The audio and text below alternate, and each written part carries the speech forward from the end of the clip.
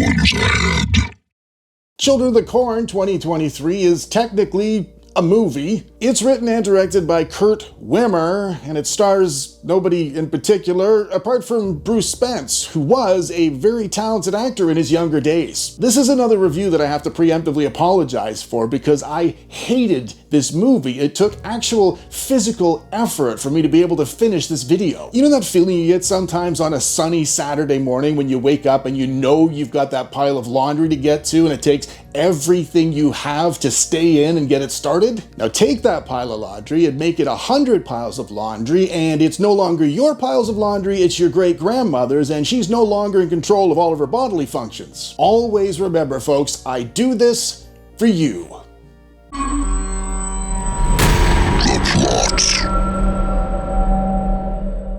The movie opens with a slow panning shot of a slightly out-of-focus cornfield. If this choice of opening shots feels unoriginal and obvious to you for a movie about cornfields, I'd like to take this opportunity to welcome you to my little club. We're introduced to Eden, played by Kate Moyer, and she's a resident in the Rylstone Children's Home. And as she's playing cowboy on a horse saddle, a filthy boy pops out of the cornfield. He grabs a big old knife and tells Eden not to worry because nothing ever really dies in the corn. Then he kills all the adults inside the children's home while the wind pushes the corn around again. The police arrive to find the locals have pumped the home full of halothane gas to try and settle the murderous boy down. In doing so, they've killed 15 innocent children. And if this makes no sense to you, I would like to save you some mental anguish by telling you they never explain why these men thought this would be a good idea. So why don't you just forget I told you about it? The local pastor, played by Bruce Spence, a legendary actor from New Zealand who's featured in over 100 movies and has obviously fallen on hard times, is sent in to ask Eden, the surviving girl, if the boy told her why he went on a killing spree. So he opens the conversation by proposing the little girl move in with them, but Eden ignores him and instead freaks out about a puzzle she's working on that has an image of Lewis Carroll's Red Queen on it. And despite being an orphan with visible dirt on most of her face and the demeanor of a honey badger, she tells the pastor how much she admires the Red Queen's attitude towards life, implying she's read the classic novel. So the pastor gets fed up and asks her directly if the boy said anything to her. She says he was only sorry he didn't kill more people. And if I was the local pastor and Eden was being rude to me, I'd have been all like,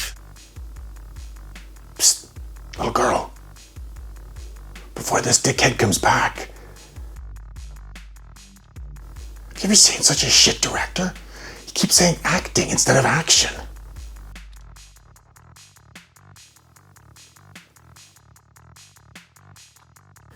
Speaking of acting, your acting makes Drew Barrymore look like Marlon Brando. You'll figure out what I mean when you get older. Maybe. And next, we meet brother and sister Cecil and Boleen Williams. Despite being the kids, Boleen's quick to tell us she knows more about farming than all the farmers who do the farming in the town she lives in, which happens to be a farming town. And every time her brother speaks, he says things people with head injuries say immediately after the injury. Boleen tolerates him, and when he jokingly blows dust at her, she delivers a scientific sermon on the nature of pesticides and fungus to remind her brother he's an idiot, and to remind us in the audience we aren't going to have a very good time watching her as the lead character. Boleen then springs it on her brother she's leaving next week to start her degree in microbiology. Despite being a child with the exact same opportunities his sister has, this makes him decide he's never going to escape the town and that his life is essentially over. And just as the depression-inducing scene's hitting its lowest point, Eden appears and startles everyone on a horse. And that means she managed to get the giant beast to tiptoe through rows upon rows of shoulder-high corn without either of the siblings hearing her approaching. And she's wearing a red wig in honor of the Red Queen she's so clearly fond of. And one thing I will say to the movie's credit, if they were trying to make Eden's character unlikable, they've really succeeded, because this little girl is an asshole. The siblings watch on as Eden sentences one of the local boys to a play death, and the longer it goes on, the more furious and annoying Eden gets. Then another local boy appears from the corn to claim ownership of the car the kids are destroying. And because director Kurt Wimmer also wrote this little ditty, the kid's dialogue sounds like it was written by artificial intelligence who's also suffered from some sort of head injury. When Robert asks the new kid, whose name I cannot be asked remembering, something innocent and simple, the new kid's a total dick to him. And this is common when writers lack a basic understanding of conflict within movies. The next time you're watching something and it feels like everyone's angry with everyone else for no particular reason, now you'll know why. Eden announces she wants to light the corn husk the kid's gonna jump into on fire. But Bolene, the know-everything teenager, points out how flammable everything really is, so that later on we'll be able to look back and remember she said that earlier. As Bolene's walking home along the rows of corn, she thinks she hears something, so she looks closer, but it turns out there was nothing there. And that means the scene didn't advance the plot or reveal anything about Bolene's character. And in normal movies, the editor removes those kind of scenes. Next, we're taken inside to a town hall led by Robert Williams, played by Callan Mulvey, who's very popular in Australia, but he always seems to make me feel awkward because he's blind in one eye and I always end up missing half of his screen time as I do my best not to stare at him out of politeness. While Daddy Williams delivers a sanctimonious speech about the failing corn I'm sure you can already hear in your head, the pastor interrupts him with his own heaping dose of sanctimony, complete with outstretched arms and the condescending judgmental tone of those who are known for advising us to judge not lest we be judged. Inevitably, one of the farmers does an expository dump by way of an emotional outburst, and he lets us know the government destroyed their crops with their pesky GMOs, or genetically modified organisms. And then Daddy Williams tells everyone the government have offered to pay them all off. While all the adult, lifelong, professional farmers are discussing their literal livelihoods, Bolene, the high school student, marches in and sets everyone straight in her little jean shorts and dirt-free hair. And this gets everyone shouting at each other again because artificial conflict. And then, young and evil Eden pipes up and reminds everybody she's there. So all the adults start laughing at the kids and pointing their fingers at them. That makes Eden angry. So the children storm out, and some of them are literally toddlers. Eden ventures out into the corn and covers her face to do some fake crying, and as she's doing that, some of the corn consoles her. If you've been here before, you know that I have reviewed some great movies and I have reviewed some real stinkers. But it's not often I get to say things like that thing I just said there a second ago, so kindly indulge me as I repeat it one more time. As she's crying, some of the corn consoles her. And after the corn hugs are done, Eden's a very different person. She has a new hat, which I'm guessing's meant to evoke the iconic imagery of John Franklin. She makes the round to the rest of the children and convinces them to act like a bunch of assholes as well. And from this point on, my friends, Eden and this movie are nearly as hard to watch as Daddy Williams' wonky eye. Meanwhile, Bolene, the high school student's uniting the older kids by telling them she's called a reporter to come to their town to try and help them with the corn problem. And then she finds all the kids in a pit, painting the corn roots red with pig blood. And when Bolene asks why she's doing that, Eden tells her she's making them red like the Red Queen from Alice in Wonderland. And if the writer-director Kurt Wimmer would have done just a little bit of research, he'd have known Lewis Carroll's Red Queen character was actually in Through the Looking Glass, the other novel. Rather randomly, the movie cuts away to the ending of one of Rod Serling's brilliant Twilight Zone episodes from 1961 called It's a Good Life, which is a story about a young boy with godlike mental powers. Traditionally, when filmmakers reference other movies and TV shows, it's meant to give you some kind of insight into the film you wouldn't have had without the clips. But I'm guessing the director just thought this was a cool thing to do, because under even the most surface level of scrutiny, the two stories don't relate to each other at all. And while that episode's on, Bolene sees all the children outside sneaking off somewhere. So her and her brother handcuff Daddy, and they all head to the community center for some sort of fake trial. And don't fret if what I just said doesn't register as sensible in your brain. It isn't sensible.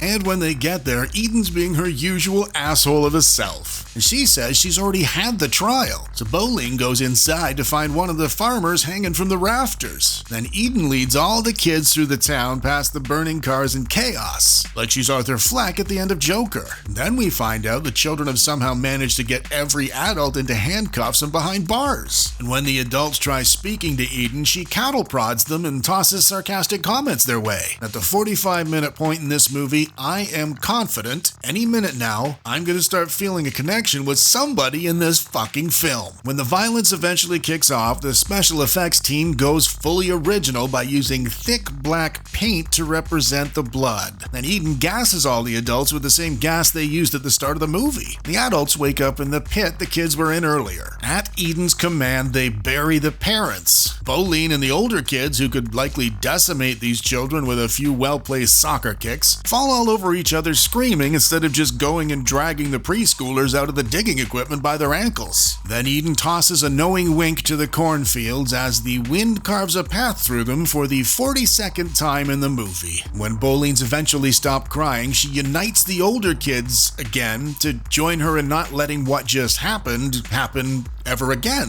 which if you think about it is technically impossible seeing as it's already happened. We jump ahead a little bit in the storyline because otherwise I'll never finish this review, and we find the children have beat up the news reporter Bolene invited earlier on. They tie her up King Kong style and call out to He Who Walks, which is taken from the original film in 1984, which references He Who Walks Behind the Rose. And in the original movie, this was a dark, creepy, unseen entity that represented the supernatural forces the children feared and worshipped. But in this movie, because writer-director Kurt Wimmer is an intellectual plank of wood, He Who Walks Behind the Rose is now He Who Walks. And the demonic, unseen, shapeless, evil spirit responsible for corrupting the hearts and minds of all the children in Gatlin is now a big piece of corn. So He Who Walks drags the reporter off into the corn and the children douse Bolene in gas. She reminds them what she told us at the start of the story, so Eden decides not to set her on fire as the whole place might go up. So Bolene takes off into the night and somehow manages to find her father's ring in the dirt, in the dark, in the literal middle of a cornfield. She finds Daddy right next to her. And we know he is properly dead because for the first time in the movie, both of his eyes are pointing in the same direction. Somehow, Bolene gets the destroyed car from earlier running and makes it through one of the fields before the car conks out. Then she gets it started again, but Eden appears in the back seat out of literally nowhere. Just as Eden's about to kill her, Bolene tells the audience she drove the car through the fields on purpose because she knew from earlier it had a big leak in the gas tank. And if you think that would mean the gas would have leaked out of it ages ago, you wouldn't be wrong. And we're going to let that little detail slide for now too, because at the end of the day, the monster in this movie is a big piece of corn. And there you have it, folks. And this is Kurt Wimmer, the person who was paid to write and direct this thing. To the best of my knowledge, and much to everyone's surprise, I'm sure, this is the 12th movie he's written, and the screen will show you right now, some of them have been decent sized. This excuse of a movie has set me off in a way I don't fully understand yet. For now, I won't be giving this man or the movie we've just summarized another second of my, and by extension, your precious time. And that means I am going to have to get creative to wrap up the second half of this video.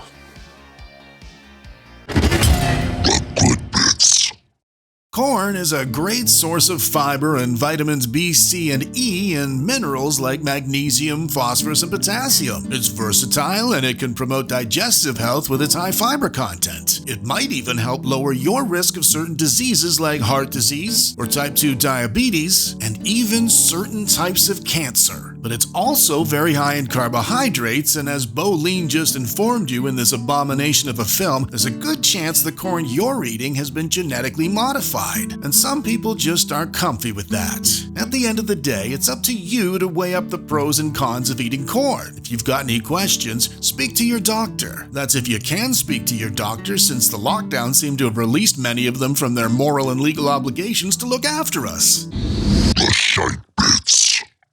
The world was a really different place when Children of the Corn came out in 1984. Compared to today's visual effects standards, the movie's a 94-minute joke without any punchline. But back then, the storyline was unique. The idea of children forming a cult in the name of a supernatural entity was very different from other movies at the time, and it was very creepy. It also had an interesting setting. Hicktown, Nebraska was big enough to provide a familiar backdrop to your average moviegoer, and small enough to tap into our fear of unknown places and unknown unknown people, the way so many modern backwater horror thriller movies have done since. It's also full of memorable characters like Malachi and the villainous child preacher Isaac, both of whom are now established icons within horror movie culture. If you're into the rough stuff, there's plenty of gore and graphic violence to be had, provided you allow for the fact it was shot in the early 80s. But most importantly, and most relevant to this video today, Children of the Corn is a nostalgic classic for anybody that grew up watching 80s horror in their youth. And nostalgia is a very powerful thing.